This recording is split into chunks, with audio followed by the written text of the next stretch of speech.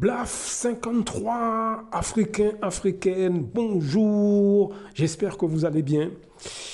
L'investissement en Afrique et les arnaques, c'est un vrai problème. Encore une fois, nous accusons toujours les autres communautés, les gens qui viennent d'autres pays, de nous arnaquer. On crie très rapidement au racisme, on crie très rapidement, avec raison, hein, je ne dis pas, que qu'il faut pas le faire, hein, mais on a tendance, en tant qu'afrodescendants, que ce soit Afrique, Caraïbes, etc., on a tendance à très vite pointer du doigt le racisme des autres, et nous avons raison. Mais il faut aussi que chez nous, entre nous, que nous pointions aussi ces problèmes. Parce qu'effectivement, nous avons une catégorie d'afrodescendants que, quel que soit votre pays d'Afrique, quel que soit votre pays des Antilles ou d'Amérique du Sud, ou peu importe, ou de l'océan Indien, peu importe. Entre nous, les afrodescendants, nous avons une catégorie de nos semblables qui n'hésitent pas à nous arnaquer, qui n'hésitent pas à nous faire du tort. Combien d'histoires de terrain, d'argent, de maisons que j'ai entendues entre les afrodescendants qui se passent mal. Des frères et sœurs qui se font arnaquer, qui s'arnaquent entre eux ou qui se font arnaquer par un membre de la famille ou un ami proche, etc. Combien de fois j'ai entendu ça? Mais ça, comme je le dis dans ces audios, c'est un problème de psychologie. Nous avons une catégorie d'afrodescendants parmi nous qui malheureusement n'aiment pas leur africanité, n'aiment pas leur négritude. Parce que les actions négatives qu'ils font contre leurs semblables, ils ne le font pas auprès des membres des autres communautés. Je vais vous faire écouter quelque chose. Alors c'est sur la chaîne Business et Réussite. Le titre de la vidéo, c'est « Investir en Afrique ». Voici pourquoi la diaspora ne souhaite... Et après, il n'y a rien. Donc, cherchez cette chaîne YouTube Business et Réussite et cherchez le titre de cette vidéo. Vous allez voir ce que cette dame raconte.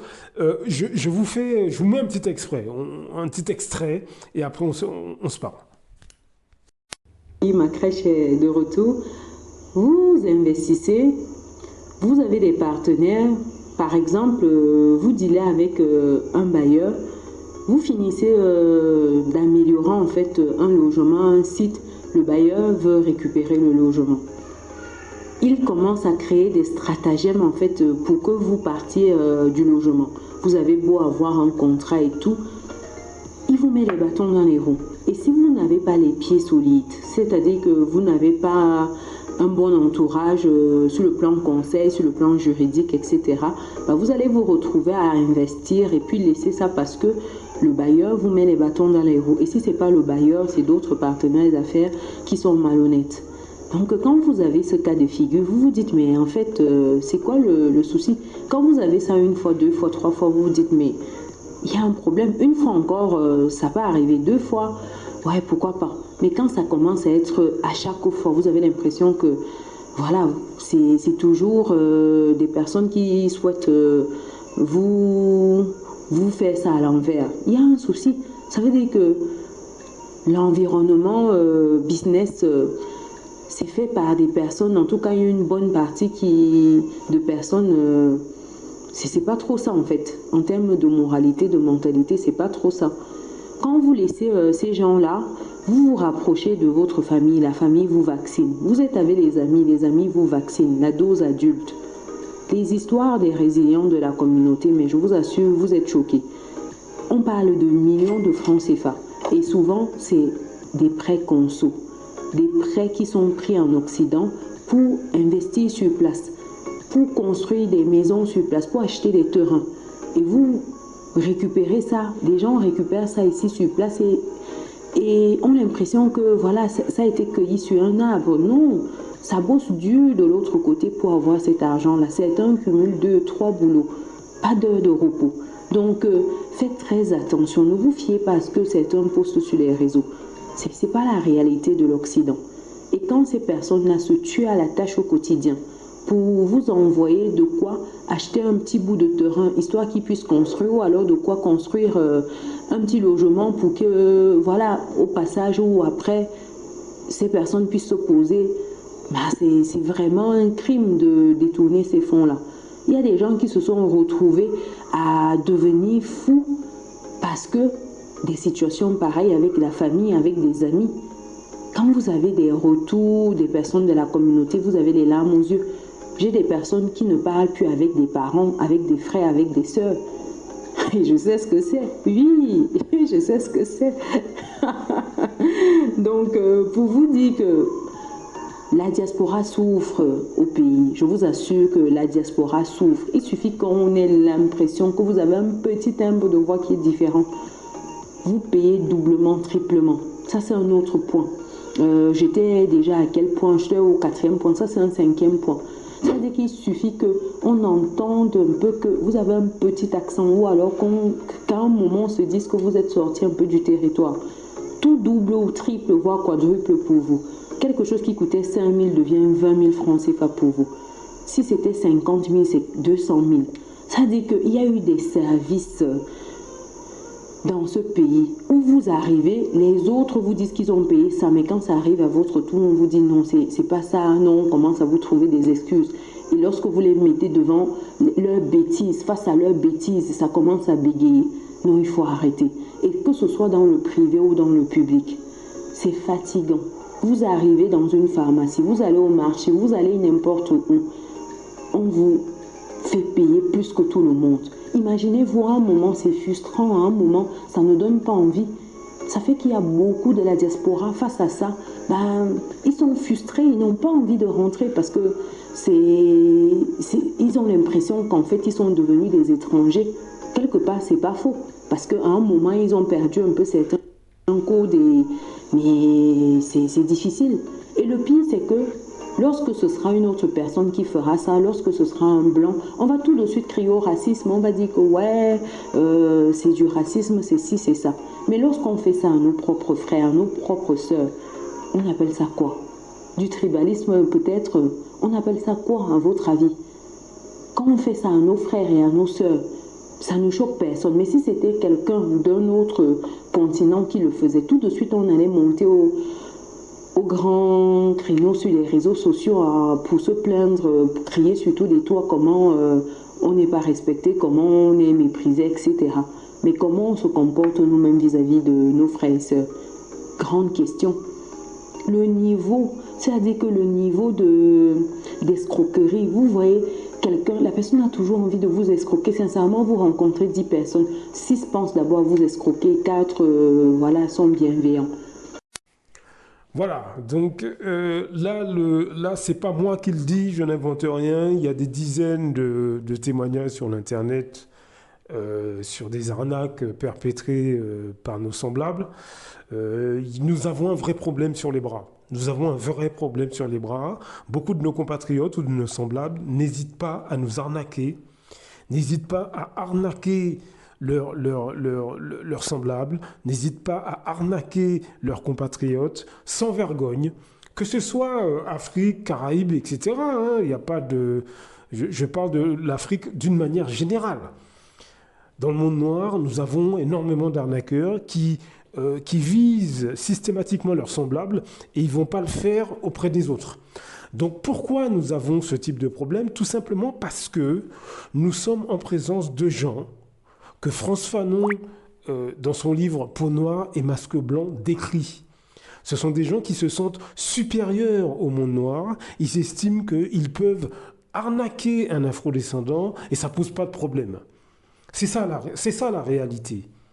C'est pour ça que je vous dis que notre psychologie doit être étudiée par nous-mêmes. On doit trouver ou des techniques thérapeutiques ou des techniques traditionnelles contre ces troubles du comportement. On doit en parler, vraiment, en masse. Ce n'est pas une ou deux personnes. Ne laissez pas ces audios dormir dans votre téléphone. Passez-les à d'autres personnes et il faut qu'on en parle, même si c'est un commentaire sur les forums, même si c'est des vidéos, etc. Il faut qu'il y ait une partie de notre communauté ou de nos sociétés africaines ou caraïbéennes, etc., une partie du monde noir, quel que soit votre pays, il faut qu'on se penche sur ces troubles du comportement. Il faut qu'on se penche sur ce mépris qui vient d'une partie de nos semblables qui estiment qu'ils peuvent arnaquer, tuer, qu'ils peuvent faire du tort, calomnier, des méchancetés à leurs semblables sans qu'il n'y ait aucune, comment dirais, aucune représailles, quand je dis représailles, c'est pas forcément, je parle pas de violence. Mais quand je dis représailles, c'est que sans que personne n'en parle, sans que ça ne fasse de bruit. C'est ça que je suis en train de vous dire. Et non, c'est pas normal. Vous comprenez? C'est pas normal. On doit regarder de près ces problèmes. On doit se rassembler. Commencez déjà par enquêter vous-même sur la situation, ce mépris qui vient des afrodescendants eux-mêmes. Vous pouvez commencer par observer les afrodescendants quand vous êtes dans les rues, quand vous êtes dehors de chez vous, quand vous êtes en dehors, vous êtes dans votre voiture, si vous êtes en France par exemple, mais aussi dans nos pays. Regardez les incivilités que les afrodescendants on se fait entre nous. Il y a un problème. Il y a un problème. Vous marchez dans les rues, la plupart des afrodescendants, lorsqu'ils vous croisent, ils tiennent leur sac. Les hommes bombent le torse. Les femmes se regardent avec mépris.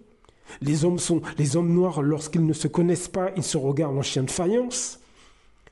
Vous avez, comme la dame l'explique dans l'intervention de sa vidéo, vous avez des afrodescendants qui, dans l'exercice de leur métier, de leur travail, traitent de manière désinvolte des clients afrodescendants.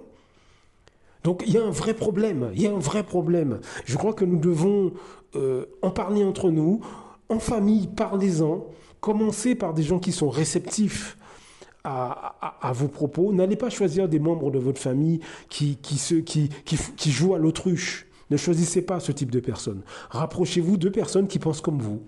Et n'hésitez pas à faire des réunions sur ce sujet avec des gens qui pensent comme vous, dans un premier temps. J'en parlerai dans un autre audio, comment on peut procéder. À votre niveau, rassemblez des gens qui pensent comme vous, déjà dans un premier temps. Les membres de votre famille, de vos amis, et ensuite élargissez le cercle. Il faut qu'on arrive à faire quelque chose de masse sur ce problème, de manière très spécifique. Dans le prochain audio, j'essaierai d'élaborer quelques pistes, des pistes de réflexion. Après, vous en ferez ce que vous voudrez. Mais il y a un vrai problème. Dans notre psychologie, nous avons une catégorie d'afrodescendants qui détestent leur communauté, détestent leur culture, et ils pensent qu'ils peuvent tout se permettre sans problème. J'ai observé que ces mêmes personnes, et ça c'est une observation que j'ai faite sur une vingtaine d'années, ces mêmes personnes ont tendance à dénigrer le monde noir auprès des autres communautés.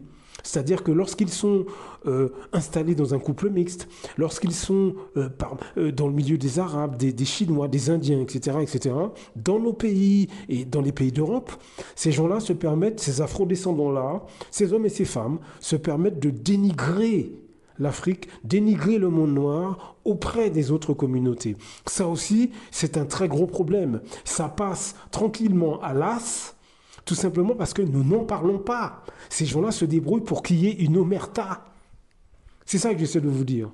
On doit mettre un frein là-dedans. On doit en parler publiquement de ces problèmes. Ça commence par en parler au sein de nos familles, nos amis, ceux qui sont sensibles à ces questions-là. Ceux qui veulent bien écouter, qui veulent bien échanger sur ce sujet-là. C'est important. C'est important parce que nous irons droit dans un mur.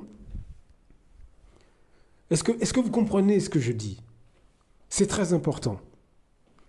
C'est très important parce que ça va nous exploser en pleine figure. Ça va nous exploser en pleine figure. On va être très surpris. Je vous assure. J'en dirai plus dans le prochain audio sur les conséquences possibles et sur comment on peut commencer à se rassembler pour combattre ce problème. Quand je dis combattre, c'est pas physique, mais idéologiquement, on doit combattre ces personnes. À très bientôt, blaf.